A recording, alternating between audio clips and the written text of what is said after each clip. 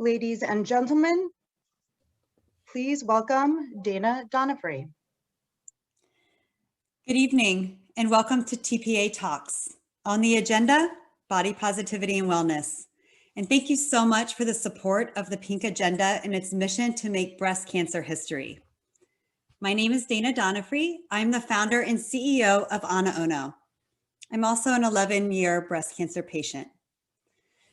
I started Ana Ono 10 years ago after my bilateral mastectomy left me feeling less than.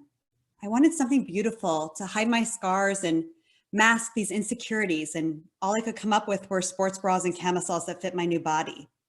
I knew that wouldn't be enough. I wanted to feel sexy just like I did before cancer. So I took my decades of experience in the fashion industry and applied my skills to making beautiful bras that are totally and truly boob inclusive. One boob, two boobs, no boobs or new boobs. I have something designed for you. It's with this work I started to realize the lack of education and support about body image, confidence, and the overall love of our new bodies. So in effort to shine a light on these topics, we premiered our collections at New York Fashion Week and took the world by storm because we wanted to show everybody what breast cancer actually looked like. From there, we've been working to break down the walls to empower and encourage breast cancer patients to really find love for themselves so they can love others in return, because breasts or no breasts, we know that isn't what defines us. The way we feel and express ourselves does. And that's why Ana Ono is designed differently, so you can feel that power inside yourself. It was with my own story that Ana Ono was created, but now it's fueled by the stories of thousands, because something we all share is that work that we need to do to get past treatment. Break down the four walls of those doctor offices and step back into this new world we call life with cancer. I encourage you all not to be hard on yourself because, well, this is hard work. It doesn't come naturally for many of us. I'm 11 years later. I work on this love of myself and my scars every day. I had a mastectomy tattoo, actually a cherry tree, mimicking the lines of a demi-bra. That's how desperate I was to hide what was underneath. That tattoo allowed me to look in the mirror for the first time after my surgery. It was a time that I define as taking my life back, doing what was right for me, not just what the doctors told me. We all have those decisions to make at some point, and I hope this talk tonight empowers you to make the best decisions for you, because you're the only one that matters in this story. And it's with this, I'm excited to pass the mic to Sam, an inspiration herself, and learn more from these experts and all of these TPA talks so I can walk away with more confidence, something we as all humans, especially breast cancer patients, face. Thank you for having me and excited to tune into these up and coming conversations. And thank you, Dana, for sharing your story with us and for all that you and Ana Ono do in our community. I'm Samantha Gulkin, and I'm proud to be the Pink Agenda's Vice President and Co-Chair of the Education Committee. I'm also a breast cancer survivor. I was diagnosed when I was 30 years old after years of advocating with my doctors to receive regular biannual screenings in my 20s because of my level of risk. I lost my mother to the disease when she was just 35. So for most of my life, I've known that breast cancer does not discriminate based upon age. And I use this knowledge to take control of my own health. Since joining the Pink Agenda in 2014, I've been able to share my story to further our mission of raising awareness of the disease among young professionals. Through our speaker series program, TPA has informed hundreds of young adults that they can be diagnosed in their 40s, 30s, and even 20s. And we share important breast cancer basics in a relatable and memorable way. But we also know that breast cancer journeys are unique. Treatments are not the same, and friends and family who are diagnosed prefer different types of support. Researchers funded by TPA and our partner, the Breast Cancer Research Foundation, are investigating new ways to prevent, treat, and cure this disease from every angle. We created TPA Talks to showcase these perspectives, and now, with TPA Talks on the agenda, we're diving deeper into breast cancer topics that are especially relevant for our supporters.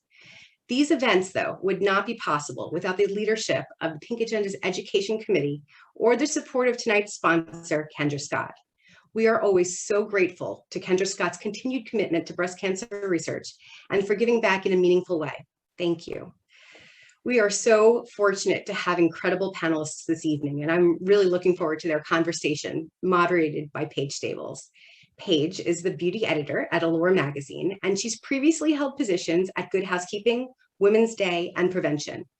As a journalist and a breast cancer survivor, she has shared her personal story in many publications. Recently, Paige spearheaded Allure's Survivor's Guide to Breast Cancer, an in-depth guide about navigating a diagnosis through beauty and self-care. She's also a member of the Pink Agenda's Leadership Council and believes strongly in the power of research. It is my pleasure to welcome Paige to kick off tonight's conversation.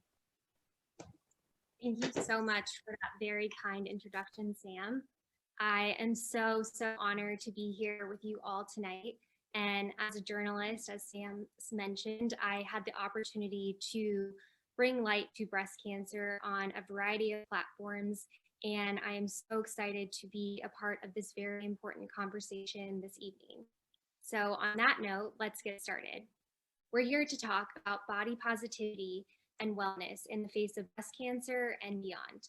And as a breast cancer survivor and beauty editor, I've written about the importance of feeling and looking like yourself while experiencing something that is so physically and so emotionally traumatic. To get started, I want to share a few key facts with you. There are nearly 4 million breast cancer survivors in the US alone, a number that also signifies the progress we've made in treating the disease. But this year, breast cancer became the most commonly diagnosed cancer in the world, surpassing lung cancer for the first time.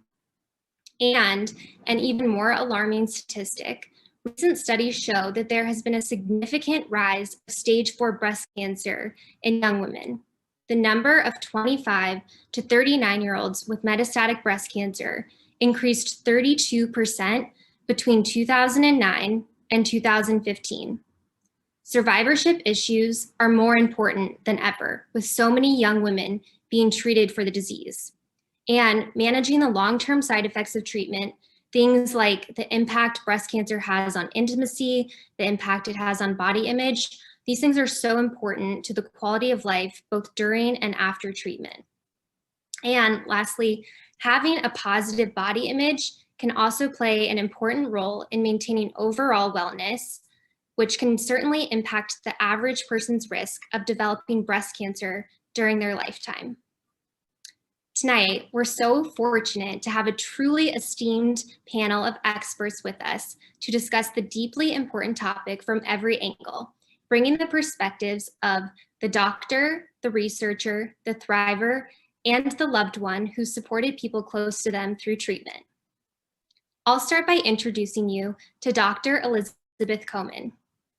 Dr. Komen is a medical oncologist on the breast medicine service at Memorial Sloan Kettering Cancer Center, with a clinical practice devoted to the treatment of patients with all stages of breast cancer. She is also an assistant professor of medicine at Weill Cornell Medical College and investigator supported by the Breast Cancer Research Foundation. Dr. Komen's research focuses on understanding the mechanisms in tumor microenvironments that allow breast cancer to grow and metastasize. With her team, Dr. Komen aims to identify unique biomarkers that can help identify breast cancer at its earliest stage and patients who are at an increased risk for metastasis. Dr. Komen, thank you so much for being here tonight. Thank you for having me. Next up is Dr. Neil Iyengar. Dr. Iyengar is a medical oncologist and clinical translation researcher at Memorial Sloan Kettering Cancer Center, where he specializes in the care of patients with breast cancer. He holds joint research appointments at Rockefeller University and Weill Cornell Medicine, and he is also an investigator at BCRF. Dr. Iyengar leads a research program that focuses on improving cardiometabolic health as a strategy to reduce breast cancer risk and increase the efficacy of breast cancer treatment. His group is testing the anti-cancer effects of structured exercise and nutritional interventions in those at high risk or diagnosed with breast cancer. And he also translates these findings into clinical practice during and after cancer therapy. Dr. Iyengar, thank you so much for being here. Thank you, Paige. It's my pleasure. Thank you. And rounding out our incredible panel is Sally Wolf. Sally is the founder and CEO of Lightworks, where she creates innovative professional development programs designed to enable people to find more meaning in both their jobs and in their lives. Lightworks is the product of Sally's love for mentoring and nurturing, combined with her 2 decades of experience as a media executive, during which she developed growth strategies for major brands, including Cosmopolitan, People Magazine, and Nickelodeon, and a creative incubator within Warner Media called 150. She was inspired to found Lightworks after being diagnosed with metastatic breast cancer. With her learnings from this journey, her extensive professional experience, and deep roots in positive psychology, Sally is uniquely poised to help others be their authentic selves and bring their full selves to everything that they do. Hi, Sally. Thank you so much for being here. Hi, Paige. I'm excited to join you today. Thank you. Yeah, so thank you all for being with us tonight. This is going to be a fantastic conversation. And with that, let's get started with the nuts and bolts. Tell us, what do we already know about prevention? Dr. Komen, we're going to start with you. What do you tell your patients about evidence-based ways to reduce breast cancer risk and risk of recurrence?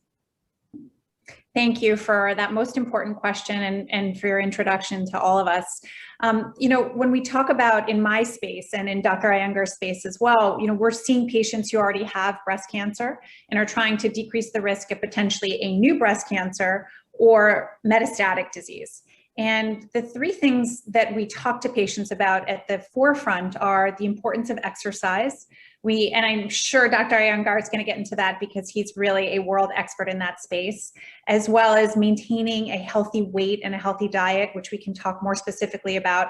I personally subscribe and recommend that my patients have more of a plant-based diet, less processed food, less animal products, although you don't have to be vegan in order to be healthy. And another really important thing is decreasing alcohol intake.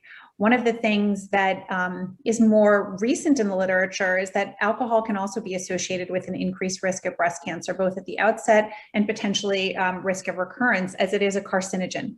Doesn't mean that you can't have alcohol once in a while, but the threshold for what's considered moderate drinking and risk associated with that is actually quite, it's not as many drinks as you would think. And to that end, I usually recommend that patients have less than 4 drinks a week if they do decide to drink at all. So those are the 3 big things that we talk about with patients. And of course, there are many others that we can discuss, but I think those are the highlights. Great, that's so helpful. And Dr. Iyengar, your research is focused on taking this very personalized approach to prevention. Can you tell us how you hope to change the way prevention is managed through all this research that you're doing? Yeah, absolutely. That's such an important question, Paige. I want to pick up on a concept that Dr. Komen brought up, which I think is just so incredibly important, and that's this concept of thresholds. One of the areas that we're researching in cancer risk reduction, both for primary risk reduction and for reducing the risk of recurrence, is what are the appropriate thresholds to think about in terms of strategies to reduce risk. We can all live a very austere life where we avoid multiple carcinogens, where we don't cross the street in Manhattan in order not to get hit by a car. There are multiple things that we can do to zero our risk, but that may not be living. And there is the law of diminishing returns.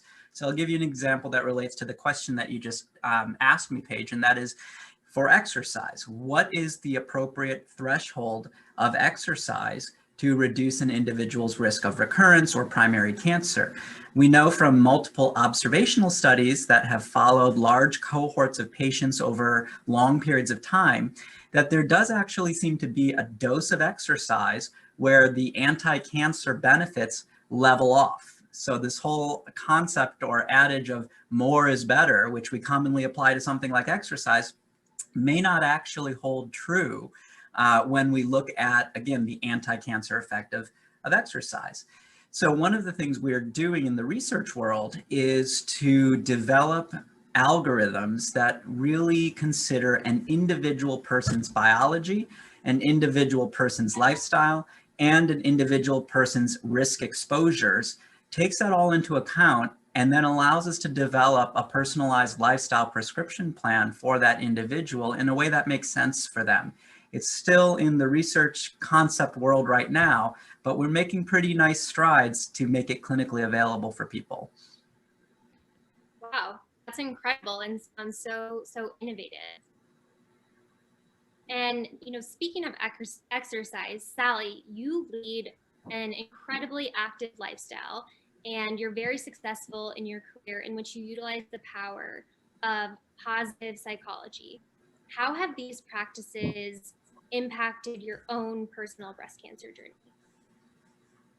I love that question. I'm glad to start there. So when I think back to that moment of diagnosis, which for so many people is a life-changing moment, and it's a devastating moment. And then I think about positive psychology, which is all about human flourishing. And what positive psychology, if anyone has not been familiar with it before, it's really saying that we're all wired to and want to lead lives in which we find deep meaning and purpose and deep connection with other people and with ourselves, and really engage in the moment. So when I go back to that moment of diagnosis, that was a moment I couldn't undo, right? A cancer diagnosis was my destiny in that moment. And it was a journey that I had to embark on, whether or not I wanted to.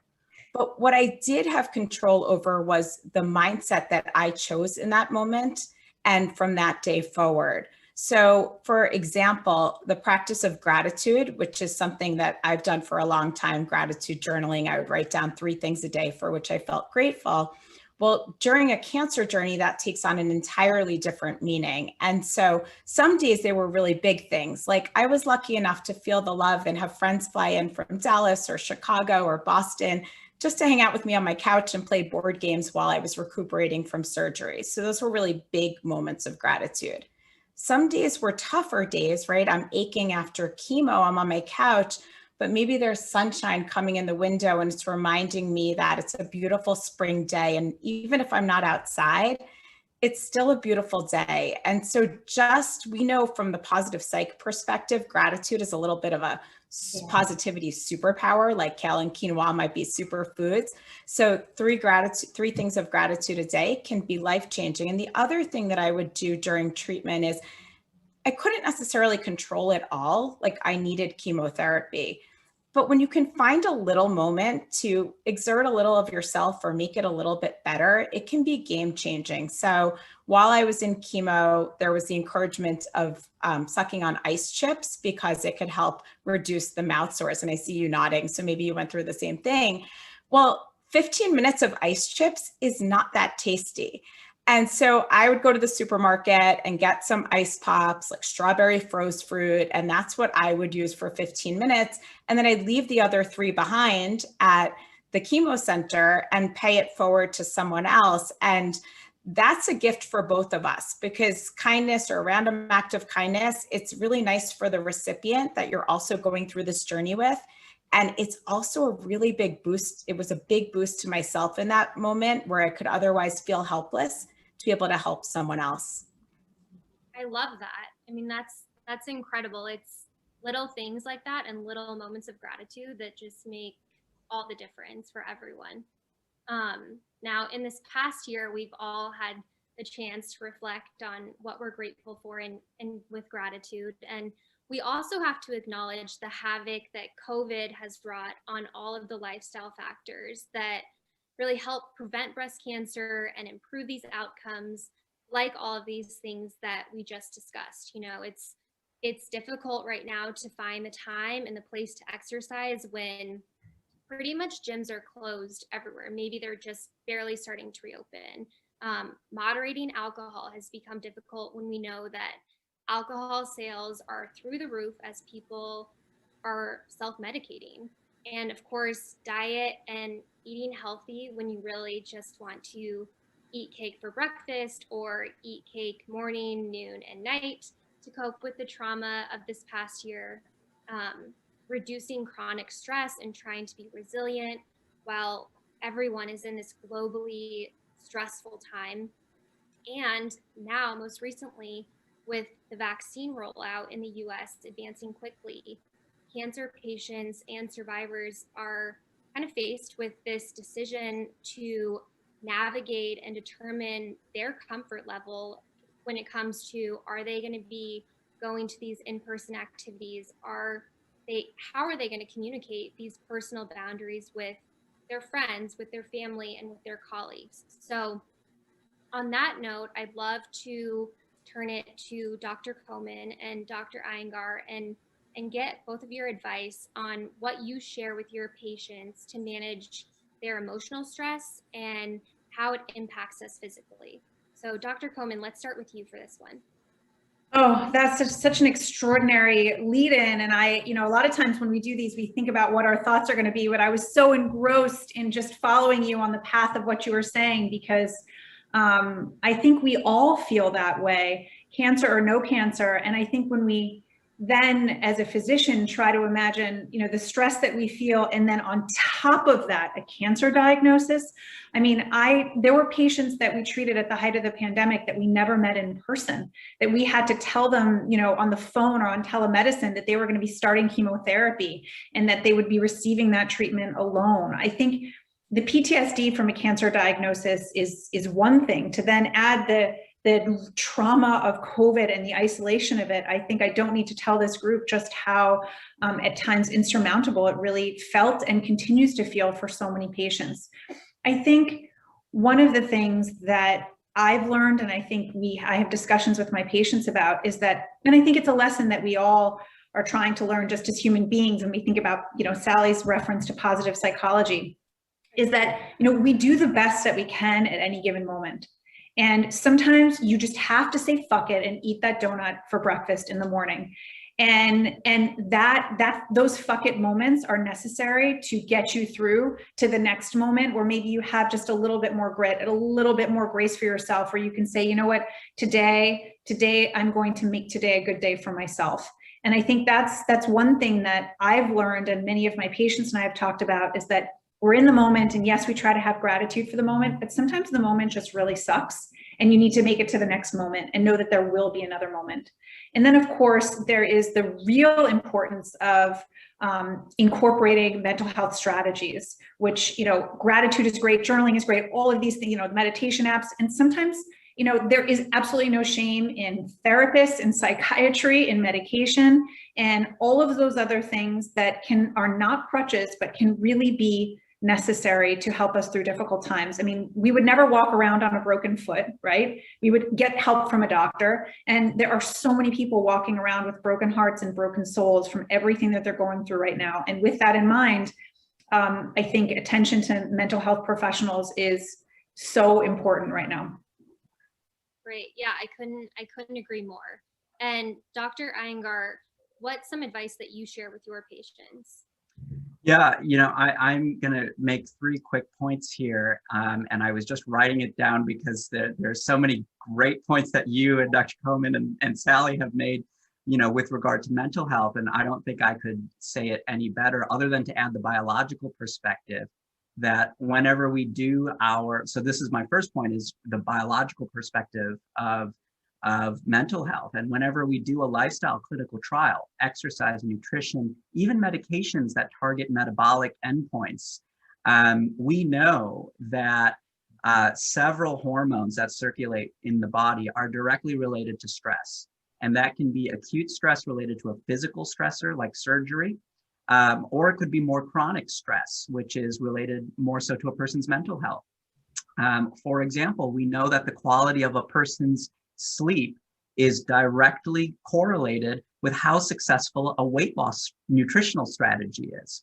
And so these are things that we've been able to learn from some of our clinical trials. So I can't stress the importance of mental health more than Sally and Dr. Komen have, and they've said it very well, so I won't add to that. But I'd like to quickly talk about 2 other things that relate to your question, Paige. And the second is the impact of the pandemic on our nutrition and exercise and lifestyle behaviors. I think it's important to keep in mind that a lot of the data that we cite with regard to nutrition and exercise and lifestyle come from observational studies of people who have been exposed to poor lifestyle habits. And I think of poor lifestyle habits as a carcinogen. People who have been exposed to those poor lifestyle habits for a long chronic period of time, childhood obesity, for example. We're not talking about acute periods or short periods of deviation from a healthy lifestyle. And now, of course, we're going into an extended period of pandemic, but really in the grand scheme of things, we're talking about 1 to 2 years where perhaps somebody has had to reach out for comforts outside of their normal lifestyle to maintain their mental health. And I tell my patients that that's okay. It's really about how long are you exposed to a carcinogen. That's when your risk really starts to escalate. And so if we can pull back from certain things that provided us comfort during the peak of the pandemic, there's no need to panic. We're okay. And the third point that I'd like to make, and I have to look at my notes here again because this conversation has been so great. The third point is that the impact on the clinical trials that the pandemic has had. I really want to stress this because, as Dr. Komen mentioned, the pandemic has put a lot of stress on how patients are treated, their experience needing to go through a lot of the treatments alone, how we engage with patients, but it also shut down our clinical trials for a good period of time.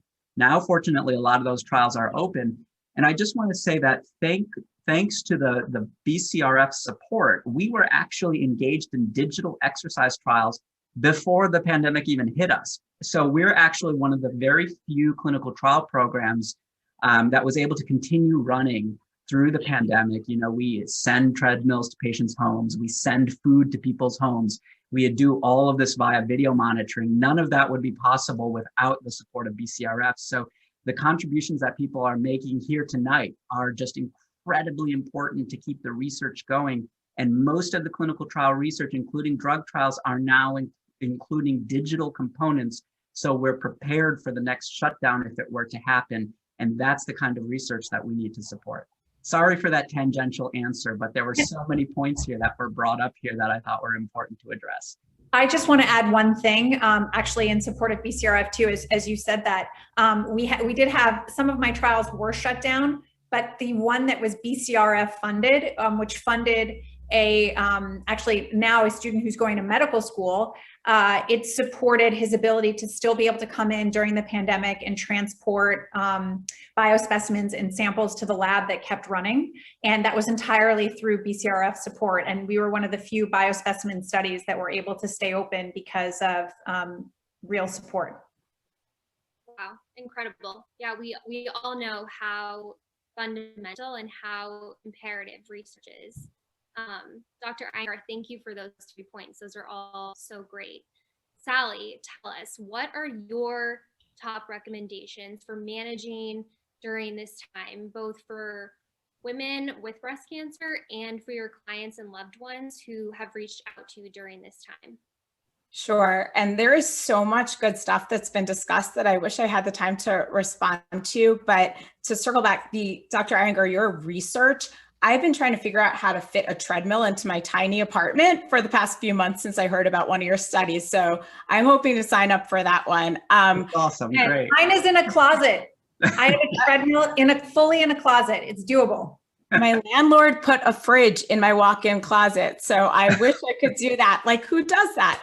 At any rate, but something Elizabeth said, I really do want to circle back to because it's so important. And that is that feeling everything. So the sadness, the frustration, the anxiety, the fear, like all of that is also a part of positive psychology. So positive psychology is not just sort of like this, let's try to smile through it all or feel the gratitude in every moment. It's learning the tools to try to get to those lighter feelings faster or know how to rebound or to spiral downward a little bit less.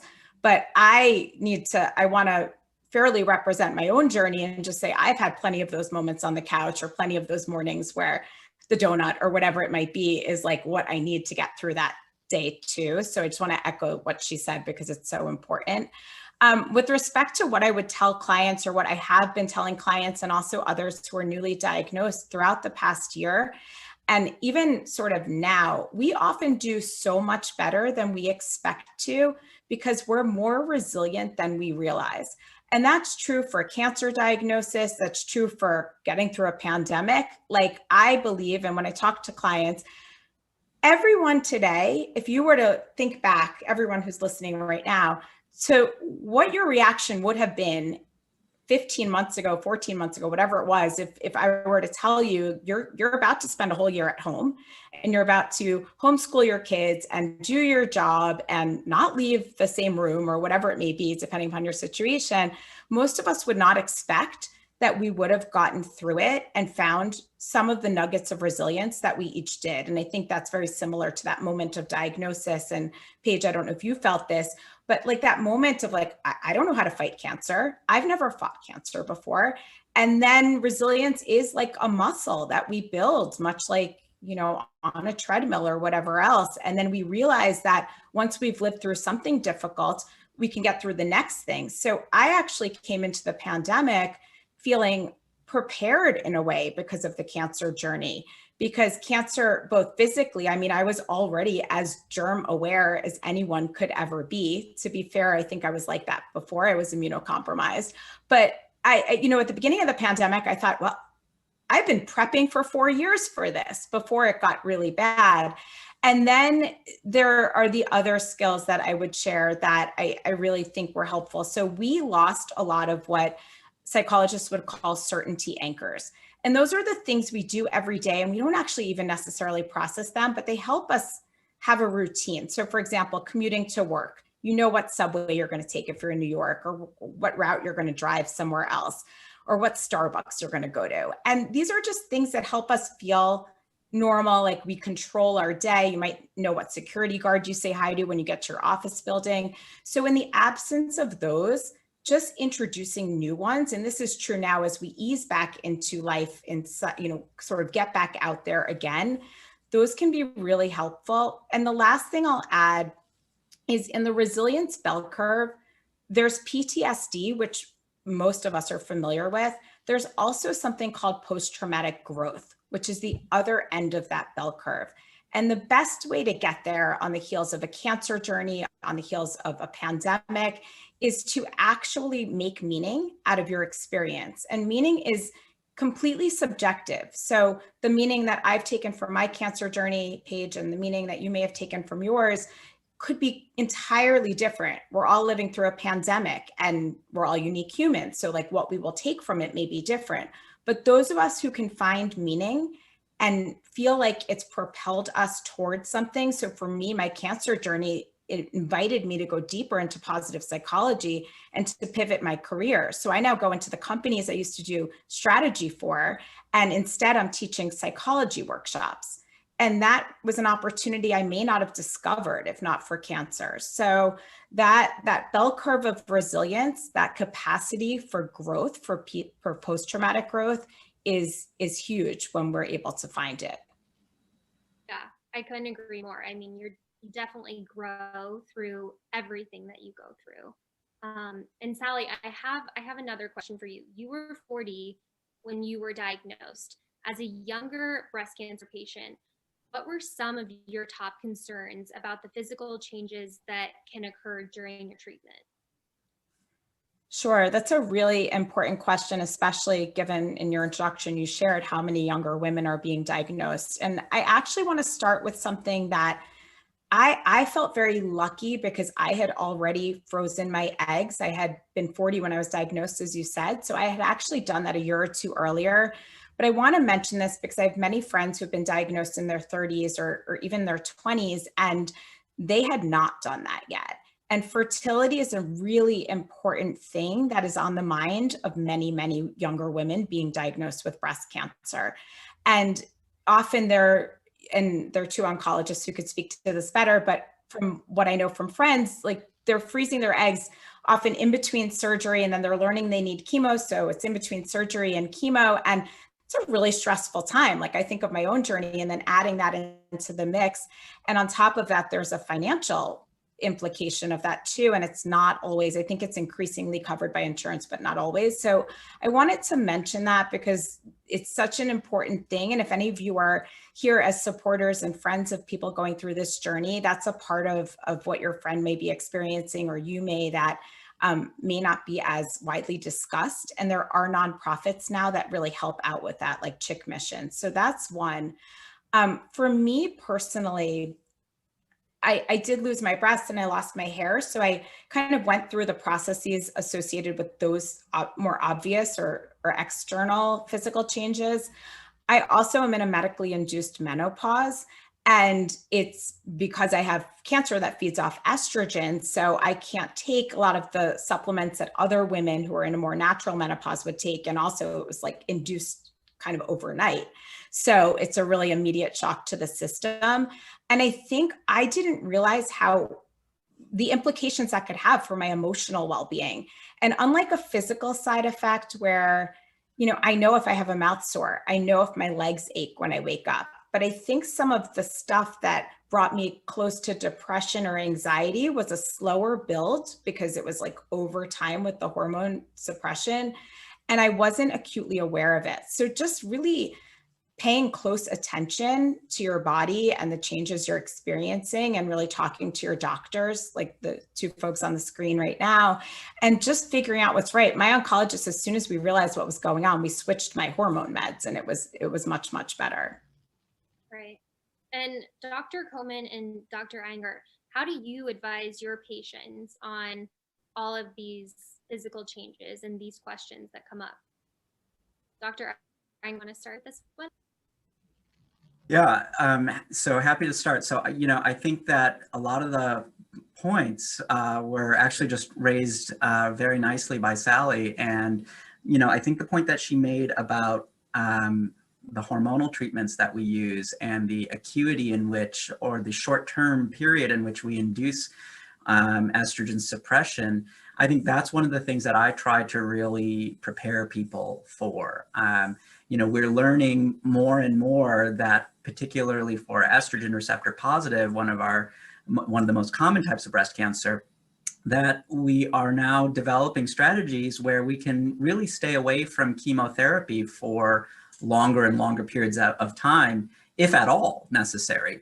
However, I think a lot of times we get lost in the hype of how great that is, because historically chemotherapy was used a lot more than it is now, that we forget about hormone therapy and its side effects. And so I think it's important also for my colleagues. I know Dr. Komen can talk about this as well, but we get excited by the clinical trial results where we're moving to things that are not chemotherapy, but it is really important to address all of the side effects and things that are induced by other types of therapeutics, including hormonal therapy. And that's where the concept of developing personalized lifestyle plans really comes from. And that's where our research has evolved from the risk reduction space, the prevention space, into the cancer treatment space, where we're learning that addressing multiple parameters of lifestyle, mental health, physical health, metabolic health, directly impacts both a person's experience of their treatment, so the side effects, but also potentially the cancer's response to the treatment. There are certain studies that have actually shown that manipulating diet or manipulating exercise in very specific ways to tumor biology may actually help to reduce the risk of recurrence. Now, we have to prove that hypothesis, but the data are looking very good so far. And again, these trials that are BCRF supported are really driving the field. These are first-in-class clinical trials that are asking these really forward questions. And so I hope that one day that I can sit with the patient in clinic and say, here are the side effects of hormone therapy. However, we've noted that your tumor harbors this kind of mutation or that kind of immune cell around the tumor. And our trials have shown us that along with traditional hormone therapy, if we prescribe you this type of diet or that type of exercise, we'll actually be able to improve your experience of that treatment and potentially enhance the effectiveness of the treatment. That's the blue sky vision of where these trials are leading. Incredible. And Dr. Komen, what do you advise your patients? So I think the advice also depends on the time course. Are we dealing with acute trauma or more longer term trauma? And with all of this, I think I simplify it to some degree of, we're moving in a space where patients are doing better and better overall, but too often we neglect that they feel worse. And we don't want to miss out on extending lives or improving, lifespans and cure rates with forgetting about what we're actually doing to people and their quality of life. And I think in the acute phase, we think about hair loss. That's the most obvious thing that we talk about with patients. And obviously there's scalp cooling, which has varying degrees of success depending on the chemotherapy that we use. And there's real trauma associated with losing one's hair, and what are the options for that, and how do we get someone through that trauma?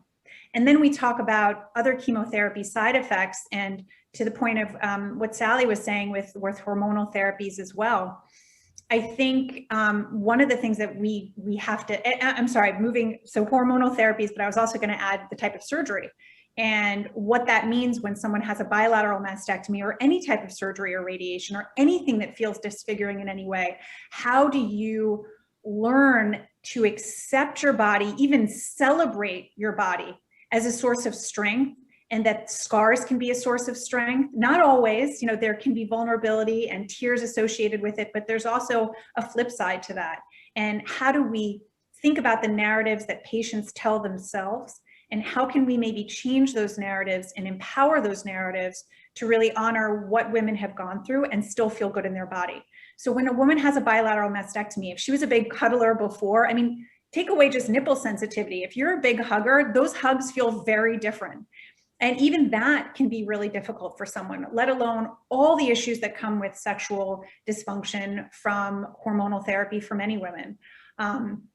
And, not just related to sex as related to a bilateral mastectomy, but also vaginal dryness, libido, ability to have an orgasm. I think we really have to have authentic and vulnerable conversations with women so that we truly can address what they need in order to feel good. And at Memorial, for example, we have a whole sexual medicine clinic devoted just to women's health in this regard, which has largely been historically ignored.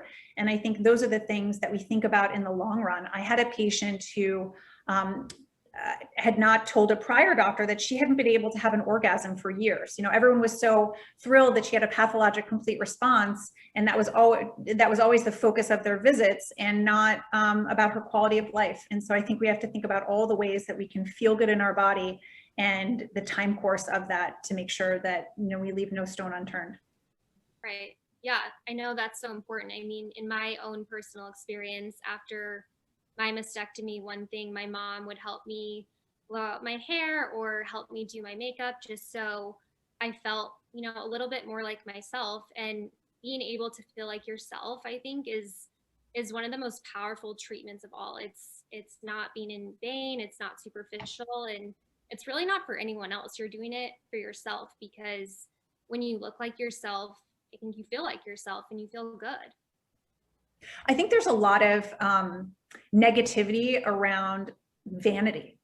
And as someone who grew up with a, quote unquote, my mom says her middle name is Vanita. So we fully embrace it. I don't really wear that much makeup, and I'm like a heathen to her. So I think that my point being that vanity doesn't have to be this negative word. It can mean that and I know Neil subscribes to this. We can all check out his hair over there. He is always perfect. But the idea that this doesn't have to be something negative, that we don't have to be embarrassed that we want to look good or feel good in all of those ways. I'll give you another example. I have a patient who had metastatic disease and flew from Chicago as a second opinion. But you know what her real question was, that she was too afraid to ask her doctor, was, can I get Botox? And she was so ashamed to ask her doctor that, because she felt that she should be so grateful that she was doing so well on her treatment. And that in and of itself speaks to a deficit in the doctor-patient relationship that I think goes on all too often, where we don't really think about that for that woman, that Botox question was enough for her to fly from Chicago. Crazy. She should have spent that money on the Botox itself. I'm pretty sure one of the last things I did before my first chemo was Botox, because I thought, well, if I'm going to be bald, at least my forehead is going to look really good. And that was a real way that I thought of it. Like I wanted to optimize and make sure my bald was as beautiful as can be. And to me, that meant fewer wrinkles. And it is a very personal decision, but the vanity, I agree. And whether it's a cancer journey or anything else, it's not even vain. It's just about feeling good and what that means to each of us. I'm pretty sure I spent more on my wig than possibly like 40 years of hair treatments, my entire life before. It was like the Beyonce of wigs. And by the end, I didn't even want to use it. But when I first was going to lose my hair, having that, knowing that I had that ready to go was everything. So if we can give ourselves the gift of that positive feeling, wherever Botox or a wig or whatever else, then when better to do it than when going through a cancer journey where there's so much else that you can't necessarily control. Right. And Sally, you recently celebrated the 5-year anniversary of your mastectomy, noting that you look back at that day with so much joy and so much gratitude. Were there any strategies or activities that helped you cope with the surgery and the ways that your body changed during this time? Sure. I think and I did celebrate. I actually had a dance party with balloons and friends and on Zoom, but it was really, really special. And I think, first of all, I got to surgery and all I needed to do was trust my doctors. And that sounds simple, but that's huge. So if you can get to surgery, get to chemo, and know that you've built the best team for you, which is how it felt when I met my doctors, it just felt right. That in itself is a huge, huge gift.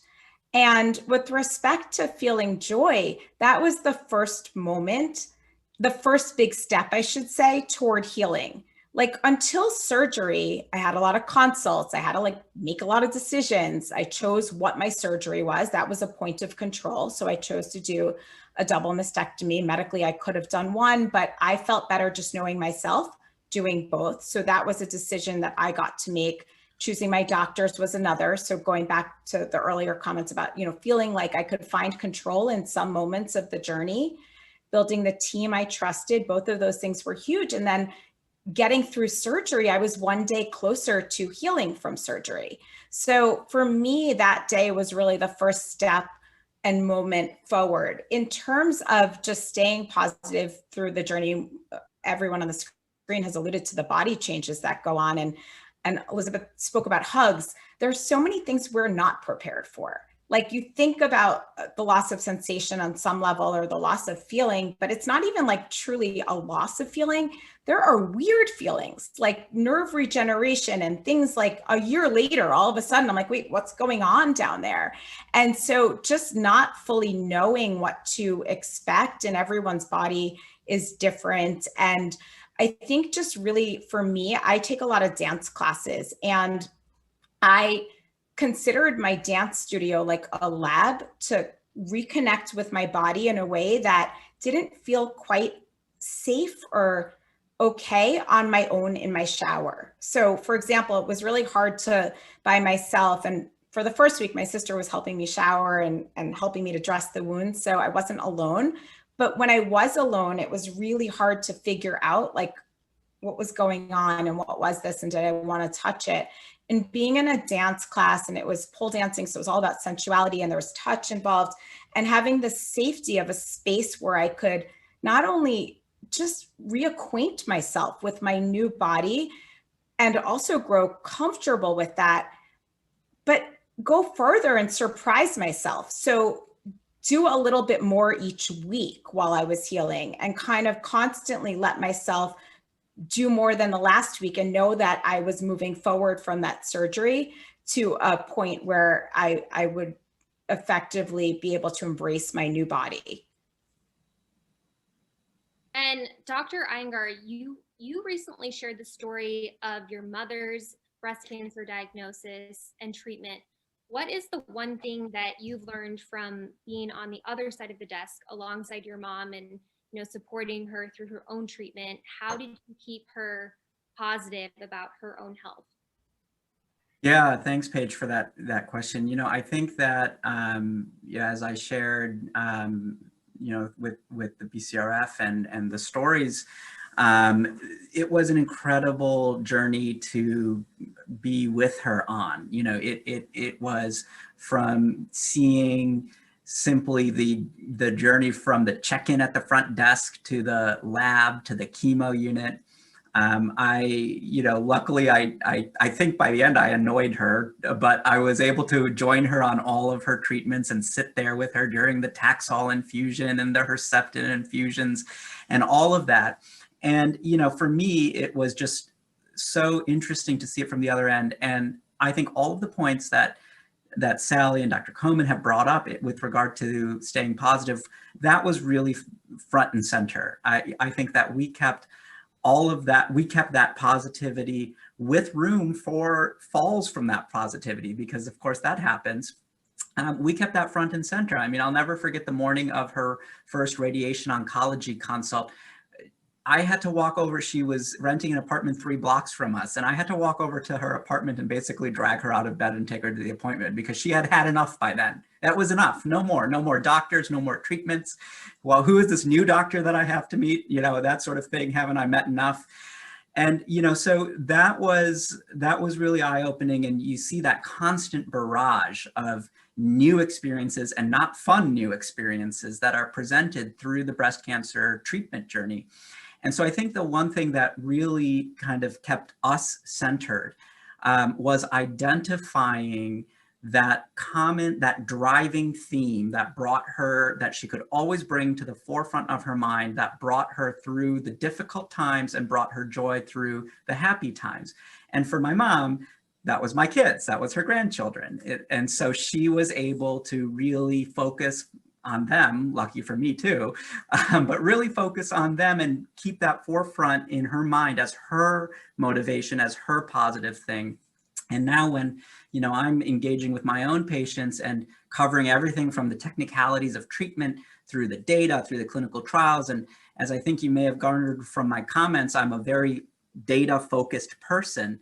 But it has also reminded me that all of these additional layers of the importance of our mental health and keeping that end goal in sight and that driving theme in sight, whether it's your grandkids, whether it's your partner, whether it's your favorite activity that you want to return to. Sally talked about dancing, some kind of central driving theme to bring you through the low points and bring you joy in the high points. That's really what I took away from being allowed to share in my mother's journey. Well, I'm sure I can only imagine how grateful she was to have you by her side. Well, it was certainly a two-way street. I was very grateful that she allowed me to stick with her the whole time. Yeah. Oh, well, it looks like we have time for one last question, and that's going to be for you, Dr. Komen. You're not only an oncologist at one of the leading institutions in the world, but you're also balancing the roles of being a spouse and also a mom of 3. What's your advice to other women who are juggling all of these priorities and often coming in last on their own list? Well, the first thing I'll say is that I may be here as a breast cancer expert. I'm certainly no master juggler. And I'm certainly no master parenter. And I'll also add that Dr. Iyengar is also a father to 2 beautiful twins. I don't know that I have any excellent advice, but I will tell you that the idea of there's always another moment has been really grounding for me, because sometimes I feel like I am just sucking at everything. And I think, even to Sally's point, sometimes you just have to be in those feelings. And even right now, you can see that I'm on blur thanks to my 10-year-old. But so far, my daughter has walked by lip syncing and shaking her booty. Another kid has run by at pretending the floor is lava with his iPad. So, we just do the absolute best that they can. I think on a larger societal scale, I think that there needs to be so much more done for, in particular, women in medicine and the narratives that we construct about what we expect from partners, men and women alike. There goes another one in the shadow over there, a little apparition. What our expectations are, and how companies and institutions institutionalize that dialogue as well. And in that respect, I've really tried to be an advocate for myself, and I'm still learning how to do that. And in terms of self-care, I have fallen off the balance beam many, many, many times flat on my face. But I think what has really helped me is a community of authenticity. Much like cancer patients need a place where they can be vulnerable and ask for help, I think where I have grown as a parent, as a mom, as a daughter, and as a wife, and as a doctor has really been to lean into the camaraderie I have with probably a very tight circle and small circle of friends, one of whom is Dr. Iyengar, who's probably the only person at Memorial that I really truly confide in. But having that one person is incredibly special and incredibly grounding for me. And I know I took a lot of time, but it was a winding answer because I was a little distracted by the little creatures circling. No, this was great. This has been such an incredible conversation. Thank you all, and thank you to everyone for joining. Remember, while there are many things we can do to mitigate our risk, unfortunately, there's nothing we can do to completely eliminate our risk.